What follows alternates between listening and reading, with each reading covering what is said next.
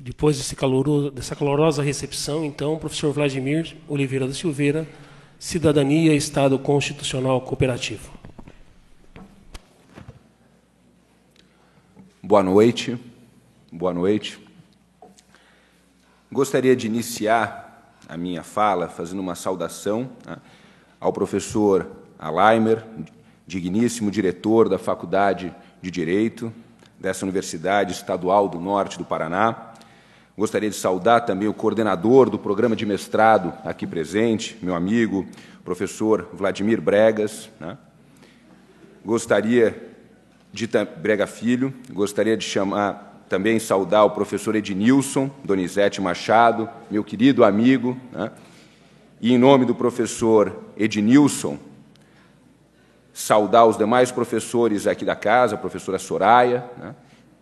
E também todos os alunos presentes, funcionários, dizer que é uma honra, é uma grande alegria estar aqui em Jacarezinho, fazendo parte dessa 44ª Semana Jurídica de vocês. É a primeira vez que estou aqui no norte do Paraná, especificamente em Jacarezinho, né? E estou tendo aqui uma grata alegria. Não conhecia a instituição, mas já conhecia os números da instituição e os professores de vocês, né? E, por isso, tinha grande curiosidade de conhecer pessoalmente a instituição. O que faço, e com essa particular alegria, vendo a saudação, né? A fala do Calil, inicialmente, me deixou muito contente. Muitas vezes, né, quando eu vou falar sobre um marco teórico, e aqui essa palestra é um assunto que eu tenho me desdobrado e tenho me aprofundado nos últimos 5, 7 anos, né, e que é uma questão que eu preparo com muita atenção e com vagar, né, por conta das atividades que eu exerço hoje, principalmente estando na condição de presidente do Comped, né, mas será provavelmente uma parte importante da minha livre docência que eu pretendo defender, ou pelo menos depositar, no ano que vem, em 2014. Né? E ela mistura 3 matérias que eu posso dizer que amo, que eu tenho uma grande paixão desde os bancos da graduação, que é a Teoria Geral do Estado, o Direito Internacional e o Direito Constitucional. E eu, quando fiz o meu segundo curso de graduação de Relações Internacionais, fiz exatamente porque sentia que faltava essa complementariedade, né, e que eu sentia falta das teorias políticas e que hoje procuro associar as teorias de relações internacionais também no mundo jurídico e fazer essa junção entre o direito internacional e o direito doméstico, que eu vou procurar explicar e criar alguns conceitos aqui, né, apresentá-los para os senhores e que eu venho escrevendo acerca disso já há alguns anos, né? E explicar o que o Calil, né, colocou aqui, essa dificuldade entre o conceito de cidadania e a relação dessa cidadania com o Estado Constitucional Cooperativo. E eu vou mostrar para os senhores, a gente vai iniciar falando justamente um pouquinho sobre o processo de globalização e que traz transformações significativas na teoria do Estado, trazendo, inclusive, um novo sujeito de direito internacional público, até então, espaço que só tínhamos o protagonismo do próprio Estado-nação, e esse Estado-nação, com o decorrer dos anos, vai ter que conviver com as chamadas organizações internacionais. E essas organizações internacionais mudarão, inclusive, né, a própria essência do Estado, na minha opinião, transformando esse Estado-nação num chamado Estado Constitucional Cooperativo. Né? E a gente vai ver, inclusive, em alguns exemplos, a incidência, inclusive dogmática, no próprio direito brasileiro e também no direito estrangeiro. Antes de iniciar, de entrarmos no conteúdo específico da minha palestra, eu gostaria de lembrá-los e convidá-los, né, para o Comped que se aproxima. Nós teremos o nosso Congresso Nacional do Comped nos dias 13 a 16 de novembro em São Paulo. É um evento que é voltado para a pós-graduação, mas que dialoga com a graduação. Então, nós temos a possibilidade, né, de apresentação de pôsteres e até mesmo artigos, né, de graduandos, né, durante o evento, né?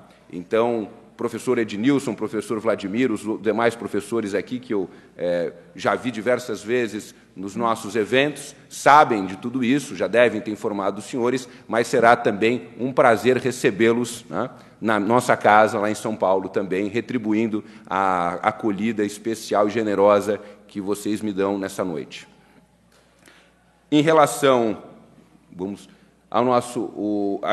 grande parte desse meu debate, dessa discussão, nessa palestra que procurarei fazer nos próximos minutos, né? Grande parte disso também já tem um resultado, que é esse livro que eu construí com a professora Maria Mendes Rocassolano, na época da Universidade Complutense de Madrid, hoje na Universidade Católica de Múrcia, né? Uma querida amiga espanhola, da época que eu passei um período do meu doutorado em Madrid, né? Lá falando sobre direito ao desenvolvimento, e depois nós aprofundamos em outros encontros, em outras reuniões, construímos esse livro que saiu em 2010, né? E que também já apresenta o processo de dinamogênesis que eu vou discorrer aqui, outra palavra, né, que eu procurarei explicar o significado, né, dessa construção que eu tenho discorrido nos últimos anos. Bom, a parte introdutória, como eu falava, né, vamos procurar entender o significado de cidadania, e mais do que isso, a cidadania no momento de globalização, que faz uma grande diferença, né? A cidadania sempre foi um conceito muito ligado à teoria geral do Estado, ao próprio Estado, né? Mais para frente, nós vamos discorrer e vamos mostrar um pouquinho, né, a diferença que, muitas vezes, né, os alunos, né, e a própria população confunde entre nacionalidade e cidadania, né? Porque são, na verdade, conceitos íntimos, próximos, né? A nacionalidade é o vínculo que o Estado, né, que o indivíduo tem com o Estado, né, o vínculo jurídico, né? Esse vínculo pode se dar de diversas formas, né? Desde vínculos óbvios, né, ligados ao momento que a pessoa nasce por conta do ius solis ou do ius sanguinis, né, chegando até momentos posteriores por conta de filhos, casamentos, trabalho no exterior, né, ou, eventualmente, situações não tão dignas como a compra de cidadania, de nacionalidades que existem em alguns países ainda, apesar de críticas a esse respeito. E a cidadania seria justamente, né, a consequência dessa nacionalidade, né? Uma vez que existe um vínculo do Estado com o indivíduo, esse Estado garante direitos a esse indivíduo. Por isso que Hannah Arendt utiliza uma palavra muito feliz, uma definição simples, mas extremamente complexa, né, quando ela fala que cidadania seria o direito a ter direitos, né? A partir do momento que eu sou cidadão, eu tenho direitos, né? E esses direitos, tradicionalmente, eram fixados apenas pelo Estado. Um Estado mais social garantia direitos mais sociais. Um Estado mais liberal garantia direitos mais liberais. E alguns Estados procuravam compatibilizar as diversas perspectivas e tipos de direitos possíveis de acordo com o processo histórico de aumento da cidadania, portanto, um aumento, né, de direitos, né? Então, falar em cidadania, né, é falar do Estado de Direito e do próprio Estado, né, que atribui direitos àquela pessoa que mantém um vínculo jurídico com o Estado. Só que quando nós temos um processo de globalização, e aí, quando nós falamos do processo de globalização, né, podemos falar, historicamente, desde as chamadas grandes navegações até um processo mais estrito, mais recente, do final do século XX, principalmente a década de 80 e de 90, que faz parte de um processo de mutação do capitalismo, uma nova etapa do capitalismo que precisa de ampliação dos mercados, e por isso que vem junto com o modelo neoliberal, né, de Estado, né? E esse processo de esse Estado neoliberal propõe uma globalização apenas econômica e recebe um contrafluxo de uma globalização proposta por outros agentes, não apenas econômicas, mas também uma globalização social, cultural, em outros aspectos. E, obviamente, desse choque, desse enfrentamento entre poderes econômicos, sociais, né, nós temos um caldo importante de mudança da própria figura do Estado, Desde alguns que enxergam um Estado mínimo, outros que vão entender um Estado necessário e outros que não abrem mão de um Estado mais ambicioso, um Estado mais complexo, né? Independentemente de que tipo de Estado ideológico nós formos adotar, né, é importante que esse Estado não pode ser mais um Estado em si mesmo, um Estado fechado, né, mas um Estado que necessariamente vai precisar se relacionar com os outros Estados e com a comunidade internacional. Não de uma forma tradicional da teoria geral do Estado, através de relações de coordenação, mas muitas vezes através do que a gente chama, no direito internacional público, de jus cogens internacional, direito cogente, independentemente da manifestação de vontade. O que é, obviamente, uma revolução. Porque, quando nós estudamos a teoria dos tratados internacionais, nós sempre pensamos na manifestação de vontade. Não é por acaso que o Estado, para que se obrigue internacionalmente, tradicionalmente precisa assinar um tratado, e isso não basta, porque o seu poder executivo dá um aceite precário. E, num segundo momento, nós temos a ratificação, ou seja, a confirmação da manifestação daquela vontade, feita agora não pelo poder executivo, mas pelo poder legislativo, representando a comunidade e não apenas as suas autoridades, né, executivas, né? Então, dentro dessa perspectiva, quando falamos de um jus cogens internacional, um direito que é mandatório, independente da manifestação de vontade do Estado, é algo extremamente revolucionário e que faz com que a gente repense conceitos extremamente caros e importantes da teoria geral do Estado, como o conceito de soberania, a ideia de dar a última decisão dentro de um determinado território. Agora, isso é um reflexo, né, do outro lado da globalização. A globalização, ela traz o fenômeno da interdependência. Os Estados não resolvem mais os assuntos de uma forma isolada. Mesmo Estados que tenham um perfil extremamente forte, né, do ponto de vista militar, econômico, cultural, esses Estados não conseguem resolver alguns assuntos que se internacionalizaram. Terrorismo, meio ambiente, né, para ficar agora em exemplos mais fortes, mas diversos outros assuntos se internacionalizaram e demandam uma resposta não individual dos Estados, mas coletiva. E por isso que a ideia inicial de cooperação se transforma nas últimas décadas do século XX e no século XXI como um dever de cooperação. Não é por acaso que, na nossa Constituição de 88, nós temos os princípios que o Brasil adota, mas nós temos no artigo 4º os princípios que o Brasil deve obedecer nas suas relações internacionais, porque são princípios diferentes dos princípios adotados na ordem interna, né? No momento onde o Brasil compartilha soberania e não exerce soberania de uma forma absoluta, como faz em outros aspectos, em outras competências elencadas pela nossa Constituição. Nesse sentido, eu falo, né, de um processo de dinamogênese que eu vou explicar mais para frente. Esse processo de dinamogênese, né, já é importante a gente já esclarecer desde já o significado, né? Então, do ponto de vista conceitual, podemos quebrar a palavra no meio, dínamo, dinâmico, gênesis, nascimento, criação. Então, é um nascimento dinâmico de direitos, né? E como que se dá isso? Com um processo histórico. O professor Celso Laffer, a professora Flávia Piovesan falam da historicidade dos direitos humanos. Como a cada geração de direitos humanos, né, nós temos novos direitos e esses novos direitos modificam os direitos anteriores, né, das gerações anteriores, né? Então, se eu fosse contar fazer um exemplo rápido, né, nós poderíamos pensar no direito de propriedade, que é um direito próprio da primeira geração de direitos, os chamados direitos de liberdade, né? Esse direito de propriedade, quando eu tenho que compatibilizar na segunda geração de direitos humanos, né, a liberdade com a igualdade, ou seja, um segundo valor caro para a sociedade, elencado como importante, né, eu transformo o direito de propriedade. O direito de propriedade ele não deixa de existir, mas ele deve ser exercido com a sua função social. Então, nós temos, de um lado, a propriedade, mas nós temos, do outro lado, a função social da propriedade, né?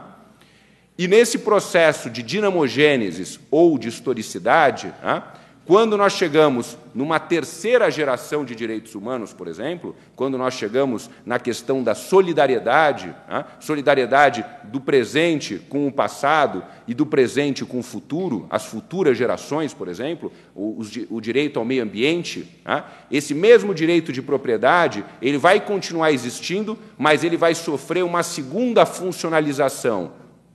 Se eu tinha função social na segunda geração, porque o meu valor era o valor igualdade, nessa segunda funcionalização da terceira geração, nós vamos ter o valor solidariedade. E nesse valor solidariedade, nós vamos ter uma função solidária, por exemplo, ambiental, ou poderíamos ter uma função solidária consumerística, por exemplo, porque nós trataríamos de direitos difusos. Então, se eu tenho um limite, que é a função social, agora eu tenho um segundo limite, que é a função solidária. E, com isso, o direito de propriedade se torna algo mais complexo.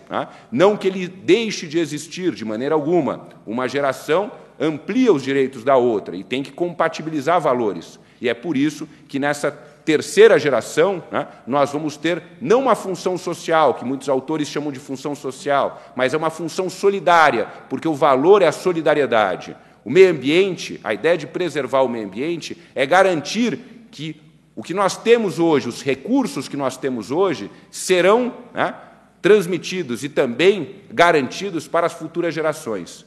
E, nesse ponto, eu gosto sempre de chamar a atenção como isso é revolucionário no direito,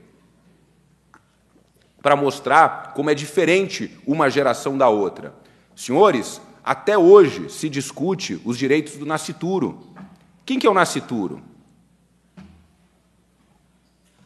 Nascituro é aquela criança que a gente vê que está sendo gestada no ventre materno e que a gente vê que acompanha a sua trajetória, que ela está prestes a nascer. Durante muito tempo, e ainda hoje existe essa discussão entre os civilistas, o nascituro só teria direito se ele nascesse com vida. Portanto, durante aquele período de gestação, ele não teria direitos. Nós tivemos que mudar a legislação brasileira, depois da Constituição de 88, e criar uma lei específica que, no meu ponto de vista, era óbvia, mas existia uma grande resistência dos operadores do direito em relação aos direitos do nascituro. E criamos uma lei que é a Lei dos Direitos Gravídicos, que eu também acho o nome péssimo. Eu faço uma campanha enorme para que a gente mude esse nome para direitos gestacionais. Quando a gente fala de direitos gravídicos, parece que é alguma coisa negativa. E o que é esse direito gravídico? Simplesmente a concepção de solidariedade. Essa ideia de você garantir direitos ao nascituro para que ele faça um pré-natal e que ele tenha uma regularidade, se desenvolva de uma forma mais completa para que ele nasça em boas condições e ele tenha uma vida saudável. Agora, olha que coisa interessante. Ao mesmo tempo que a gente discute, e a gente precisou fazer uma lei ordinária para garantir o direito daquela criança que eu estou vendo na barriga da mãe sendo gestada, eu não tenho dificuldade nenhuma de garantir direitos para pessoas que eu nem sei se existirão, as futuras gerações, os netos dos meus netos. Olha que transformação que nós temos no direito. Eu nego para uma criança que eu vejo ela sendo gestada, mas eu garanto para as futuras gerações e limito o homem do presente. Ele não pode construir prédios altos, ele tem limites no exercício do seu direito de propriedade. Por quê? Para garantir as condições saudáveis para a vida daqueles que ainda estão por vir. Então, é nesse sentido que eu mostro e que eu procuro identificar essa ideia da cidadania, essa expansão da cidadania em três vertentes, em três perspectivas ou três dimensões. A cidadania ela é aumentada historicamente, e aí desde a criação do Estado de Direito, porque antes existiam privilégios, mas não direitos. Mais para frente eu vou mostrar um gráfico que ilustra bem, eu procuro desenhar algumas coisas que eu acho que às vezes uma imagem fala mais diz mais do que muitas palavras. Então a gente vai ter alguns gráficos aqui que eu vou procurar explanar isso melhor para os senhores. Mas, durante muito tempo, existiam privilégios, mas não direitos, não existia o reconhecimento. No absolutismo, quem tinha a decisão era o monarca. Então, ele que definia os parâmetros de quem tinha direito a isso ou aquilo, de acordo com a sua vontade. Ele podia, inclusive, modificar essa interpretação.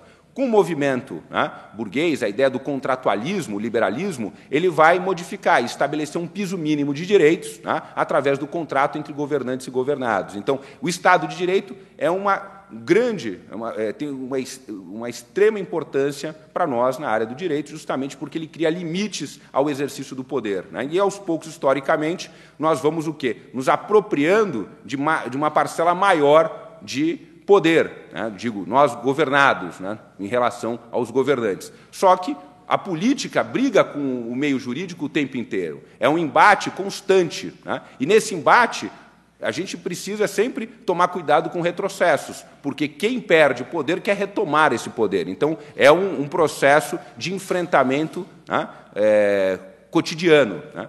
E, dentro dessa ampliação, nós temos as chamadas gerações de direitos, e que alguns autores preferem chamar de dimensões, porque entende, né, que o fato de falarmos em dimensões não implicaria no fim de uma geração. Mais para frente eu vou retomar esse conceito, que eu acho que foi um pouco injusto com o Karel Vazak, que utilizou essa metodologia, essa maneira de interpretar a historicidade, né, de uma forma mais simples para explicar o seu conceito, né?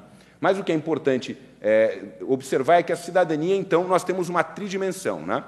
Essa dimensão do aumento gradual de direitos, o aumento de pessoas, que está inclusa na categoria cidadão, porque é óbvio, quando a gente vê a Magna Carta inglesa, nós ficamos encantados e olhamos como assim, como eles eram evoluídos, isso no século XIII, né? Então a gente fica empolgado e fala assim, pô, e até hoje nós questionamos isso. Mas a gente tem que entender quem era cidadão naquele determinado momento histórico na Inglaterra, né? Que era um grupo muito seleto, muito pequeno de pessoas, né? Então, nós temos gradualmente esse aumento de pessoas, e isso é um trabalho cotidiano, né? Quando o Supremo Tribunal Federal reconhece direitos, por exemplo, de uma categoria, de um grupo social, né, e que ele é marginalizado dentro da nossa sociedade, isso é a ampliação da cidadania para essas pessoas, que essas pessoas tenham a sua cidadania mitigada, né? O nosso parlamento não enfrenta questões colocadas por essas minorias, e por isso que algumas questões chegam no judiciário, e o judiciário tem procurado ampliar a cidadania dessas pessoas, né? Então, mesmo num país que recuperou a sua democracia, bem explicado aqui pelo Calil nas palavras iniciais, né, esse país ainda tem muito a que fazer, tem muita gente que tem a sua cidadania ainda mitigada, e esse processo de inclusão é um trabalho diário de todos nós, inclusive, e principalmente dos operadores do direito. Então, nós temos ampliação de direitos e ampliação de pessoas. E, mais recentemente, né, e a gente vai datar isso, né, no final da Segunda Guerra Mundial, criação da ONU, nós temos um terceiro aspecto importantíssimo. E é aí o fulcro, né? A parte principal da minha palestra, é observar esse fenômeno. Nós temos o reconhecimento das organizações internacionais, que elas eram reconhecidas apenas como entidades políticas, mas não jurídicas, como sujeitos de direito internacional público. O que quer dizer esse sujeito de direito internacional público? Quer dizer que essas organizações internacionais, elas criam direitos, elas tutelam direitos, além do Estado. Então, com isso, nós temos uma ampliação de tutela, porque nós vamos continuar tendo a tutela principal, que é a tutela do Estado, mas, paralela à tutela do Estado, nós vamos ter a tutela regional, de organizações internacionais regionais, por exemplo, a OEA, União Europeia, entre outras, e nós vamos ter também uma tutela universal com organismos, por exemplo, a Organização Mundial do Comércio, a Organização Internacional do Trabalho ou a própria ONU, né? Até então, esses organismos, eles diziam preceitos, né, e propunham ideias que deveriam ser positivadas pelos Estados. Mas, a partir do reconhecimento, inicialmente material, com a Declaração de 45, com a Carta da ONU de 45, e depois a Declaração de 48, né, Declaração Universal dos Direitos Humanos, e, posteriormente, na Segunda Convenção de Viena, quando a Segunda Convenção de Viena sobre Tratados reconhece as organizações internacionais, né, como sujeitos que podem celebrar tratados internacionais, podem conferir direitos, né? Nós temos essa tutela alargada. Então, nós temos a ampliação da cidadania em 3 esferas. Primeiro, na esfera do número de pessoas, segundo, no número de direitos e depois, finalmente, no número de tutelas, ou seja, de sujeitos que criam e que protegem, garantem direitos, né? E isso transforma, porque nós temos hoje direitos porque somos brasileiros, nós temos direitos porque somos americanos, dentro da Organização dos Estados Americanos, e também temos direitos simplesmente porque somos seres humanos, né? Isso traz uma complexidade maior para o direito, quando nós temos que compatibilizar interesses e entender conceitos jurídicos importantes, né? Por isso que eu faço uma divisão, que alguns autores discordam, né? Mas eu faço justamente nessa perspectiva de direitos humanos fundamentais divididos em direitos humanos de um lado e direitos fundamentais do outro. Porque os direitos fundamentais, eles são tutelados e positivados pelos Estados. Os direitos humanos seriam pelas organizações internacionais. E ainda teríamos a divisão de direitos humanos regionais e direitos humanos universais. Pode mudar.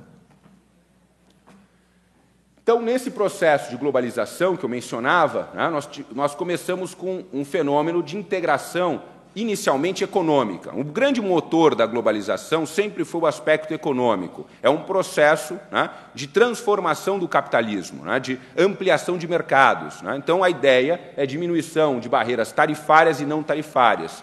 Só que, obviamente, dessa ideia inicial, nós podemos fazer uma integração muito mais ambiciosa, né? O Brasil, né, no nosso artigo 4º, parágrafo único, nós temos a ideia de uma integração não apenas econômica, mas uma integração mais complexa, cultural, histórica, com os países, principalmente, na nossa Constituição diz isso, latino-americanos, né? O que não impede que a gente depois tenha outros processos de integração com outros países, com outros grupos. Atualmente, nós temos o maior processo nosso, que é o Mercosul, que ainda é bem aquém dessas expectativas colocadas na Constituição de 88, né? Essa ideia de alcançarmos uma aldeia global, né, permitiria, então, ganhos tanto para os Estados, mas principalmente para os cidadãos, né? A ideia liberal inicial. O único problema é que essa necessidade essa expansão dinâmica do capitalismo, se não for bem organizada, em vez de garantir melhoras e ampliação, né, de direitos, pode transformar, né, pode ampliar as assimetrias que nós temos entre cidadãos, né? Nós podemos ampliar as desigualdades, porque nós sabemos que o capitalismo ele gera muita riqueza, mas não é da índole dele, não é do espírito do capitalismo a divisão da riqueza, e sim a geração de riqueza. E é por isso, né, que existe uma série de colocações, de ideias, de como transformar essa globalização numa globalização diferente, ou seja, que seja uma globalização social, econômica, cultural, que contemple, que crie amarras, né, no econômico, para que seja algo mais benéfico do que algo negativo. Pode modificar. Então, nesse sentido, né, o professor Paulo Bonavides, por exemplo, ele vai criticar os neoliberais da globalização e vai colocar os 5 verbos que ele acredita, né, serem os mais utilizados por esses neoliberais e fazer uma crítica a esse tipo de globalização, porque ela pretende desnacionalizar, desestatizar, desconstitucionalizar, desregionalizar e desarmar. E, com isso, ele entende que o Estado pode ser colocado de joelho, a própria importância e a própria função, a essência do Estado, se isso não for compatibilizado, né, não for reorganizado de uma maneira diferente do que se propõe através do neoliberalismo, né? Então, ele coloca, né, que, de tal sorte que, breve na consciência do povo, nas tribunas, nos fóruns, na memória da cidadania, a lembrança das liberdades perdidas ou sacrificadas se apagará diante desse fenômeno, que é um fenômeno irreversível e que precisa ser corrigido, ou sob pena de nós termos aí um problema muito sério do ponto de vista social. Dentro dessa perspectiva, né, dentro desse olhar do conceito de globalização, dessas mudanças que nós temos hoje, que o Estado ele não consegue resolver os seus assuntos de uma maneira individual, mas sempre de uma maneira compartilhada com os outros Estados, né, nós precisamos repensar o que é ser cidadão hoje, né?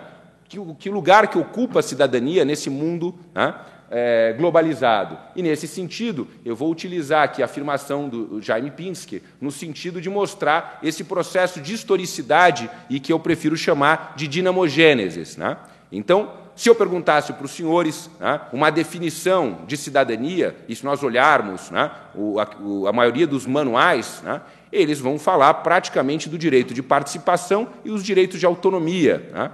Então, a maior parte dos manuais de direito constitucional, né, vão definir a cidadania dessa maneira. Só que essa cidadania, ela é apenas uma pequena parcela da cidadania que nós temos hoje. É uma cidadania liberal, é uma cidadania pequena, né, e não contempla as novas dimensões de cidadania. Eu aqui, no início da minha exposição, falei sobre a cidadania, sobre 3 dimensões, mas há autores que falam sobre 4, sobre 5 gerações de direitos humanos, né? Eu fico nas 3 tradicionais. Hoje já vislumbro, inclusive, uma 4ª geração, mais para frente a gente vai falar sobre ela, que seria o valor da ética, né, da responsabilidade, principalmente com os avanços da tecnologia, né, que eu consigo ver mudanças importantes, inclusive a ideia de uma horizontalidade dos direitos fundamentais, né, diferentemente das outras gerações, que sempre observam os direitos fundamentais em relação ao Estado, ou por uma ação de não fazer, um non facere do Estado, ou de uma posição que demanda uma ação do Estado, por isso chamados direitos positivos e direitos negativos dentro dessa concepção. O Jaime Pinsky vai dizer que ser cidadão é ter direito à vida, à liberdade, à propriedade, à igualdade perante a lei. Em resumo, ter direitos civis. E também participar do destino da sociedade, votar, ser votado, ter direitos políticos. Mas isso não é só. Os direitos civis e políticos não asseguram a democracia sem os direitos sociais. Aqueles que garantem a participação do indivíduo na riqueza coletiva, o direito à educação, ao trabalho, ao salário justo, à saúde, a uma velhice tranquila. Então, exercer plenamente a cidadania é ter direitos civis, políticos, sociais, econômicos e culturais, ou seja, algo muito mais amplo do que o conceito que tradicionalmente nós colocamos nesses manuais de direito constitucional. É uma cidadania, né, ampla, é uma cidadania que contempla as diversas dimensões e avanços, né, dos direitos, né? E ela cria uma cidadania mais completa, né? E temos que tomar muito cuidado, porque muitas vezes, quando nós falamos dos direitos sociais, há aqueles que dizem que os direitos sociais têm custo, né, e que os direitos civis e políticos, né, eles poderiam ser implementados de imediato porque eles não teriam custo. E aí eu pergunto para os senhores, como que nós garantimos o direito de propriedade sem polícia e sem judiciário? Os senhores acham que nós conseguimos defender o direito de propriedade sem essas 2 instituições? E elas não geram custos? Então, é importante que a gente reflita sobre isso quando alguns debates se encaminham para a lógica econômica, única e exclusivamente. Podemos passar. E aí, falava há pouco, né, no início também, sobre a distinção entre nacionalidade e cidadania. Nacionalidade é esse vínculo jurídico entre o indivíduo e o Estado, e a cidadania que pressupõe a nacionalidade. Uma vez que eu tenho a nacionalidade, o Estado me garante um pacote de direitos. Esses direitos podem ser direitos liberais, direitos sociais, dependendo da ideologia do Estado, do pacto que foi formado entre governantes e governados. Hoje, as constituições mais atuais, elas contemplam uma gama maior de direitos, porque, né, já vem com esse arcabouço histórico de direitos, né? Então, a gente já tem direitos sociais, direitos econômicos, direitos culturais, etc., né? As constituições mais antigas, elas ficam mais nos direitos civis e políticos, porque eram os direitos daquele determinado momento histórico, né? Mas é interessante a gente observar que, com o fenômeno da globalização, a nacionalidade não fica mais tendo a exclusividade em relação à cidadania. Hoje nós temos a universalidade e a regionalidade também atribuindo direitos. Então, o conceito de cidadania se amplia além dos Estados, né? Um exemplo muito particular e importante, muito embora em crise hoje, é o caso da União Europeia. A cidadania assume um caráter supranacional na União Europeia, podendo o seu conceito ser usado de forma independente ou desvinculada do Estado-nação. Expressa uma condição ideal baseada na percepção por parte do indivíduo e do coletivo quanto aos seus direitos e obrigações. Então, o inglês, o francês, o alemão, ele continua tendo a cidadania do seu Estado, mas ele tem uma cidadania complementar na União Europeia. Ele pode recorrer a órgãos da União Europeia. Então, nós temos a ideia do princípio da subsidiariedade ou princípio da complementariedade. E isso traz importantes consequências, senhores. Traz um direito mais complexo, porque nós vamos ter que compatibilizar, muitas vezes, interesses e entender o que são direitos humanos e o que são direitos fundamentais. Quais são as garantias e quais são os remédios que eu tenho nas minhas mãos para defender os meus direitos internamente, regionalmente e universalmente. Então, se nós pensarmos em alguns casos, a família do Damião Ximenes Lopes, ela poderia, um dos primeiros casos, o primeiro caso que o Brasil foi condenado na Corte Interamericana de Direitos Humanos, esse caso poderia ter sido resolvido dentro do Estado brasileiro.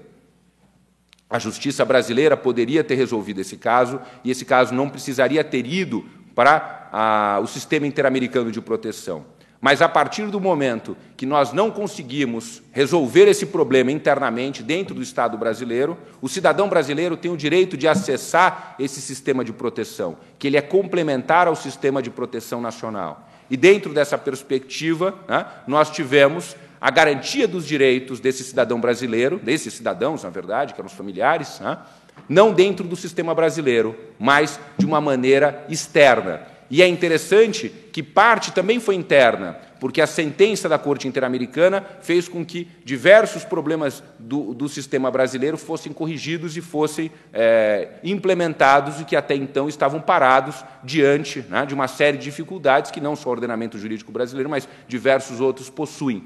Então, essa complementariedade e esse trabalho em conjunto entre o sistema regional, o sistema universal e o sistema local, no caso nacional, de proteção de direitos humanos, ele é fundamental. Só que ele traz uma complexidade. Nesse sentido, eu estudo, por exemplo, a questão da física para inspirar alguns debates. A física, ela tradicional, é a física newtoniana, chamada física mecânica. Quando Niels Bohr e outros físicos, Einstein, trazem a chamada física quântica, essa física quântica, se ela não tivesse uma relação com a física mecânica, em questão de tempo, se transformaria numa outra ciência. E por isso que o princípio da complementariedade de Niels Bohr foi importantíssimo para que a física tivesse a unidade. E é por isso que a gente precisa de uma teoria nova de direito que contemple não apenas os Estados, mas as organizações internacionais. E que essas relações entre Estados e organizações internacionais sejam fixadas de forma jurídica e não política. Eu vou cumprir aquela sentença, porque existe um mecanismo jurídico de cumprimento daquela determinada sentença, e não porque eu, do ponto de vista político, tenho interesse em cumprir. Eu me refiro especificamente à sentença da Corte Interamericana de Direitos Humanos. A Corte Interamericana de Direitos Humanos sentenciou o Brasil não apenas no caso da Damião Ximenes, mas em alguns outros casos. E, quando fez, o Estado brasileiro não possui uma legislação de cumprimento de sentença internacional. Alguns autores confundem, eu já vi diversos trabalhos, artigos científicos nesse sentido, falando, não, professor Vladimir, você está equivocado. O artigo 730 do nosso CPC e o 632 resolvem a questão. Execução contra a União tem que ser expedido precatório, e a gente já resolve o assunto. Não é verdade. A União que está ali no 632 é um ente federativo. A União que foi condenada na Corte Interamericana de Direitos Humanos é o Estado brasileiro, que é representado pela União. Então, eu não estou condenando o ente federativo, eu estou condenando o Estado brasileiro. E existem regras que o Brasil pactuou internacionalmente, nesse caso, regionalmente, que precisam ser mantidas. Se nós formos cumprir através dos precatórios, provavelmente o que acontecerá? Nós teremos um segundo descumprimento, né, de direitos humanos, né, porque o tempo que demorará para ser pago esses precatórios, obviamente, não é compatível com o sistema interamericano de proteção. Então, nós precisamos pensar, e existe hoje 2 projetos de leis, inclusive um que é o resumo, né, que juntou esses 2 projetos, que é de autoria do atual ministro da Justiça. Anteriormente, ele era deputado federal, quando ele fez essa proposta, para nós termos o cumprimento de sentença internacional, prevendo, inclusive, alguns aspectos importantes dentro do federalismo brasileiro. A possibilidade de ação de regresso, porque muitas vezes a União é condenada numa competência que não é dela. No caso, vamos imaginar algum evento de uma polícia militar de um Estado. A polícia militar, né, que vai ser condenada, e por isso o Estado brasileiro, é de competência dos Estados e não da União. Então, se a União ela é condenada, ela tem direito de regresso ao Estado, né, daquela determinada polícia militar, para cobrar aquela condenação, né, porque não faria sentido a União arcar com esses valores que não é da sua competência dentro da divisão do federalismo brasileiro, por exemplo. Entre outros aspectos, como que eu cumpro determinada sentença, eu vou em que juízo. Hoje a gente sabe que a gente tem a questão de direitos humanos sendo levada, né, para a Justiça Federal, né? Mas diversos outros aspectos, né, procedimentais precisam estar melhor explanados e resumidos e resolvidos, né, para que a gente tenha um cotidiano mais fácil, independentemente da vontade política. Porque hoje nós podemos ter vontade política para pagar as indenizações, mas amanhã nós podemos não tê-los. E a partir do momento que aumentarem as condenações, né, não forem poucas as condenações, né, o que vai acontecer, né, é que talvez o Estado brasileiro não tenha mais tanto interesse em resolver essas questões no âmbito internacional. Então, nesse sentido, a gente propõe um alargamento, né, dessa cidadania para além do aspecto da nacionalidade e entender esse fenômeno dentro da sua complexidade, né? Ou seja, se eu tenho um sistema que ele tem 3 possibilidades, a gente tem que entender se eles vão ter hierarquia, se eles não têm, para evitarmos conflitos, né? Quando nós falamos de direitos humanos, por exemplo, os direitos humanos são imprescritíveis, mas nós temos dentro da do nosso ordenamento jurídico direitos fundamentais que têm prescrição, né? Então, a gente tem que entender exatamente do que nós estamos falando para que nós não façamos, né, aquela ideia, né, de pegarmos o que nos interessa e vamos esquecer aquilo que não nos interessa, obviamente, tendo uma teoria extremamente capenga e não sustentável do ponto de vista jurídico. Pode passar. O processo de reconhecimento da cidadania, então, a gente fala nessa ampliação progressiva do conteúdo, né, para direitos além dos civis e políticos, no sentido de sociais, culturais, econômicos, já reconhecidos, e que são novos reclamos. Esse processo é um processo dinâmico porque ele nunca para, né?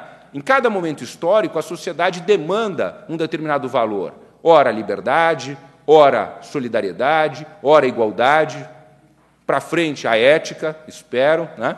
Enfim, uma série de valores que são importantes, e esses valores precisam ser compatibilizados naquele processo que eu mencionava há pouco de funcionalização do direito, função social, função solidária, né, e, eventualmente, função ética do direito, né.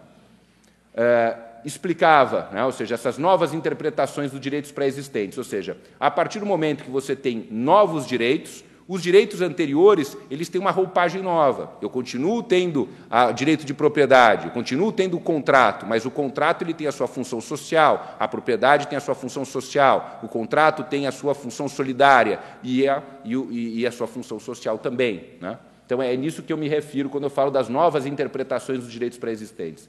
E é importante porque, muitas vezes, nós observamos o fenômeno jurídico com lentes antigas. Eu me recordo quando o Código de Defesa do Consumidor foi aprovado, né, e que muitos juristas, e não eram juristas inexperientes, juristas de renome, né, diziam que esse código ele era inconstitucional. Imagina, responsabilidade objetiva, como que eu posso, né, punir alguém sem culpa, né, sem negligência, sem imperícia, imprudência, né? Porque essas pessoas não percebiam, elas enxergavam o direito daquele momento, o direito do consumidor, com os olhares do direito civil. E, obviamente, é incompatível, né? Quando a gente fala, por exemplo, do direito do nascituro, a ideia dos direitos gravídicos, muitos acham um absurdo. Mas e se ele não for o pai? Ele vai pagar, né, sem ser o pai? A preocupação continua sendo patrimonial e se esquece que o valor não é mais patrimônio, não é a liberdade. O valor que se coloca aqui, que se defende, é a solidariedade. É lógico que o juiz, se ele não tiver o mínimo de segurança para achar que aquela pessoa tem uma relação com a mãe, ele não vai condenar a pessoa, né? Então ele precisa ter o mínimo de insumos, mas eventualmente ele pode errar, né? E se ele errou, né, porque eu não vou repetir, não vou devolver um valor que foi colocado, salvo má fé, obviamente, né, para a garantia da vida de uma criança, né? Você não vai poder repetir alimentos, né? Mas por quê? Por conta do valor de solidariedade que se impõe, né, em relação à liberdade, né, em relação ao próprio patrimônio. Eu falava há pouco sobre a diferença entre gerações e dimensões, né? O Karel Vazak foi quem criou essa ideia de gerações de direitos humanos, né? E ele recebe uma crítica, né, por possivelmente permitir concluir erroneamente que a cada nova geração são perdidos os direitos da geração anterior, até por conta da questão que nós temos em relação à tecnologia. Então, quando eu falo do Pentium 2, o Pentium 1 ele já não existe mais. Quando eu falo do Gol geração 4, o Gol geração 3 não existe mais, etc. E quando isso não é verdade. Na verdade, os direitos eles continuam existindo, só que eles recebem uma nova roupagem, né? Mas, por outro lado, a ideia das gerações ela é extremamente importante. E eu acho que a gente não deve fazer essa crítica ao extremo, porque senão a gente perde alguns referenciais que são fundamentais na análise crítica. Quando eu falo de gerações, eu entendo 3 pontos que são fundamentais. Primeiro, os valores preponderantes da sociedade naquele momento histórico. Eu vou saber se é liberdade, se é igualdade, né? Qual que é o valor que está sendo defendido ali e que vai gerar, obviamente, um desdobramento de direitos. Então, da liberdade, eu vou ter a liberdade de expressão, a liberdade religiosa, a liberdade de ir e vir, diversos outros direitos, assim como a solidariedade e os demais outros valores.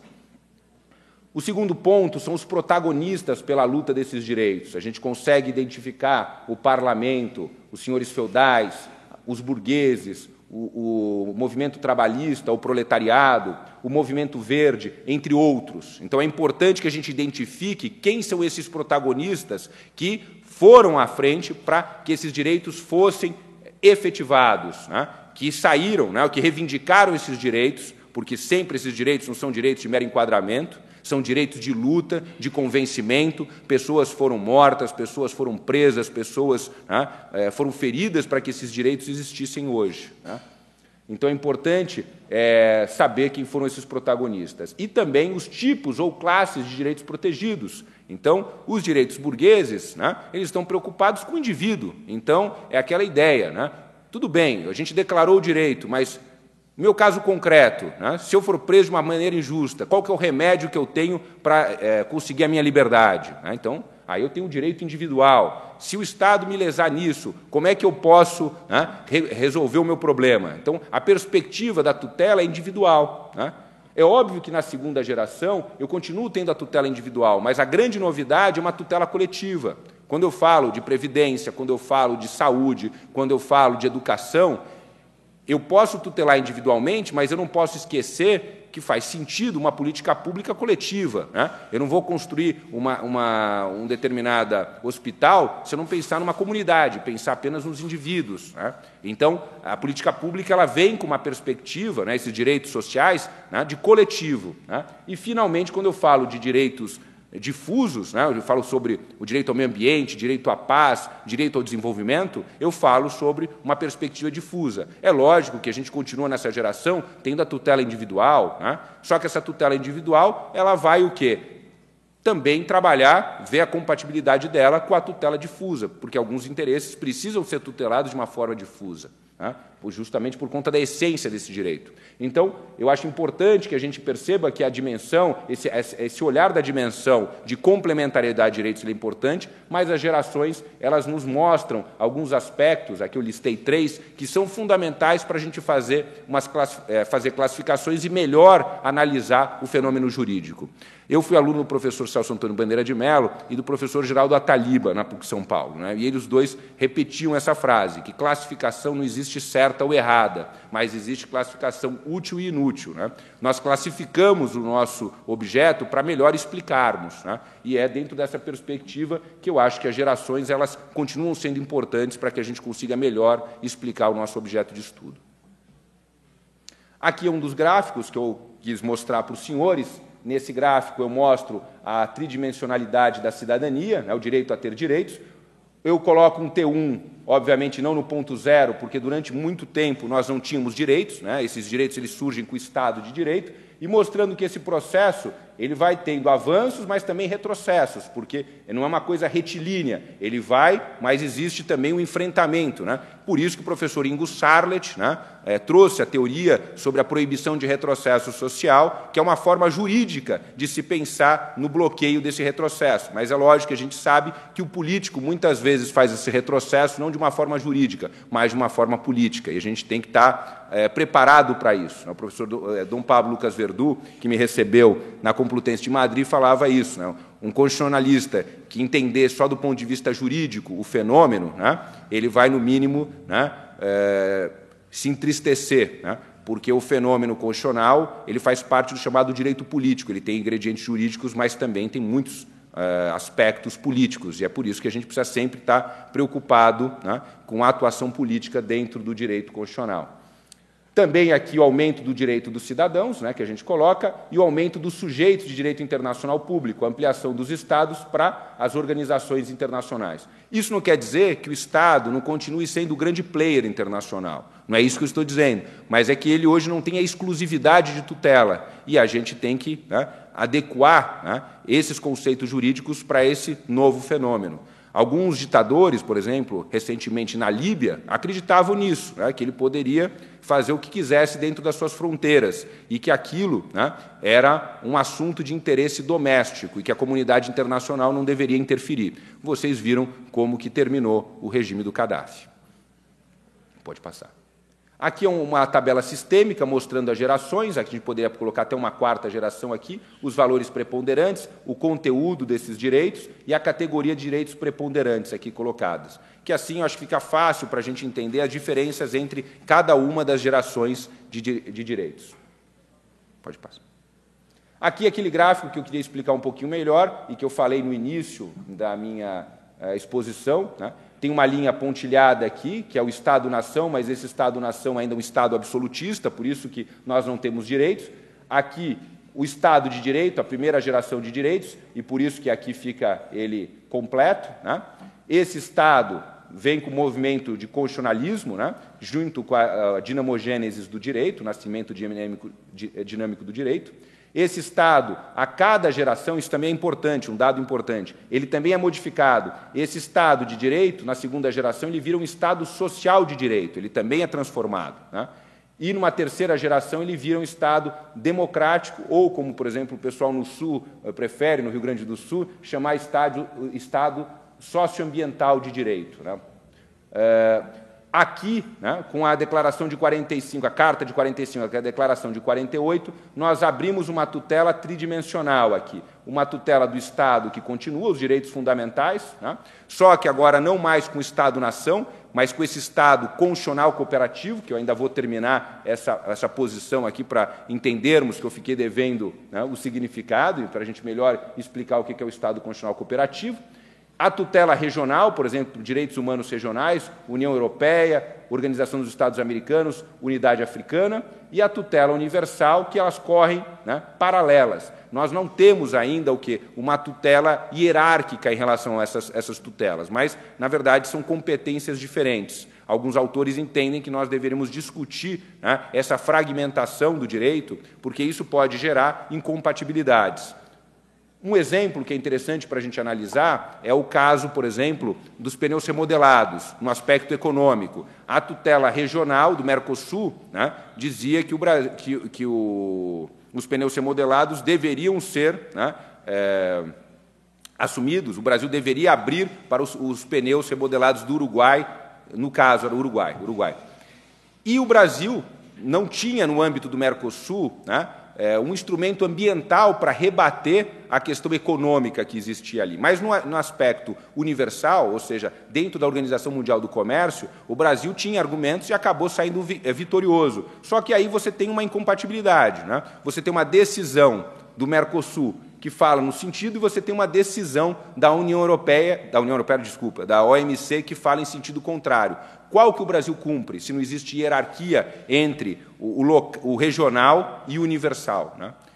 Obviamente, depois a gente conseguiu, com a DPF, compatibilizar isso, né? Mas, naquele momento ali, a gente tinha uma situação de paradoxo, de não saber o que cumprir, porque, juridicamente, nós não tínhamos teoria e nem legislação que contemplasse aquela solução específica. E é por isso que eu aí provoco os senhores a pensar nessa teoria nova do direito que contemple essa relação entre local, regional e internacional.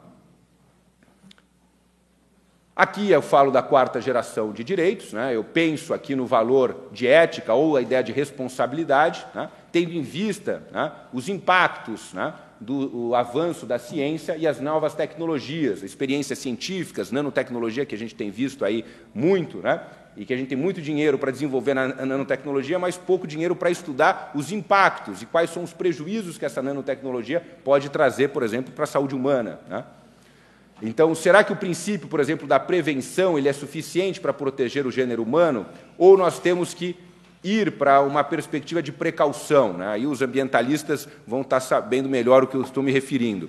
A precaução, ela tem um aspecto muito positivo, mas também ela não pode ser extremada, porque senão ela inviabiliza o avanço da ciência, né? Então, essa ideia da proporcionalidade, o uso da proporcionalidade na precaução é extremamente importante para que a gente consiga compatibilizar uma série de interesses que são difíceis de serem compatibilizados, né? Então, a gente pode hoje pensar num novo valor para concretizar a dignidade humana, para além da solidariedade, que poderia ser a ética, a responsabilidade ou mesmo a chamada moralidade científica. Aqui um comparativo entre a teoria geral do Estado e uma ideia de uma nova teoria do Estado, mas aí uma teoria da democracia. Essa teoria da democracia, ela deixa de enfocar o Estado como sendo o principal, né, player, mas a gente vai se preocupar com o indivíduo, e por isso que a gente chama de teoria da democracia, ou seja, compartilhando, né, competências locais, regionais e universais. Dentro disso, o conceito de cidadania ele vai ser alargado, né? Cidadania estatal, aqui organizações internacionais não tem, é Estado, direitos fundamentais e, no caso, aqui no nosso exemplo, brasileiros. Uma cidadania regional, organizações internacionais, direitos humanos regionais e aqui os tipos, né? Quais seriam os direitos americanos, africano, europeu, porque nós não temos sistemas ainda em outras partes do mundo, nós só temos esses 3 sistemas na atualidade. E a cidadania universal, que seria aquela protagonizada pela ONU na ideia de direitos humanos universais e que teria como sujeito o gênero humano, né? O ser humano pura e simplesmente, independentemente de qualquer outra divisão que possamos fazer. O Estado constitucional cooperativo ele propõe, portanto, uma soberania compartilhada, né? No contexto de globalização, na qual as fronteiras se diluem, né, devido ao grande e rápido acesso à informação, torna-se imprescindível que o Estado soberano venha, nessa mesma velocidade, adequar-se à nova sociedade global, né? Nos dias atuais, tem havido, então, uma maior cooperação internacional, e a cooperação deixa de ser uma sugestão, mas se transformar num dever de cooperação internacional, né? O conceito de soberania, por exemplo, necessita ser reformulado, revisto, né? Os Estados não são mais autossuficientes, né? Porque os assuntos, os temas se internacionalizam, né? E, por isso, nós temos a chamada interdependência. A soberania absoluta de Baudin, né, aquela ideia de um poder absoluto, perde sentido diante dos direitos conferidos e garantidos também por outros sujeitos, no caso, as organizações internacionais, e de temas de competência internacional, como, por exemplo, o meio ambiente. Nesse contexto, o professor Peter Heberle, que cria o conceito de Estado constitucional cooperativo, ele diz que esse Estado ele adiciona à sua estrutura elementos de abertura, de cooperação e integração que descaracterizam o Estado nacional como uma estrutura fechada, centrada na soberania nacional. O artigo 5º, parágrafo 2º da nossa Constituição, chamada cláusula de abertura, né, vem justamente dentro dessa perspectiva. Permite que direitos humanos se constitucionalizem, que sejam reconhecidos como os direitos fundamentais dentro do ordenamento jurídico brasileiro. Por isso que diz que, além da Carta de Direitos da nossa Constituição, nós temos outros que decorrem de princípios e de tratados internacionais que sejam reconhecidos, né, que sejam ratificados pela República Federativa do Brasil. É o outro artigo constitucional que vem de encontro a essa perspectiva de Estado constitucional cooperativo, né? Na soberania compartilhada, é importante dizer que os Estados não renunciam à sua soberania, mas eles vão exercê-la de uma forma compartilhada com outros Estados, em matérias expressamente previstas nos tratados ou, eventualmente, naquilo que a comunidade estabelecer como piso mínimo de direitos, que são chamados, que é o chamado jus cogens internacional.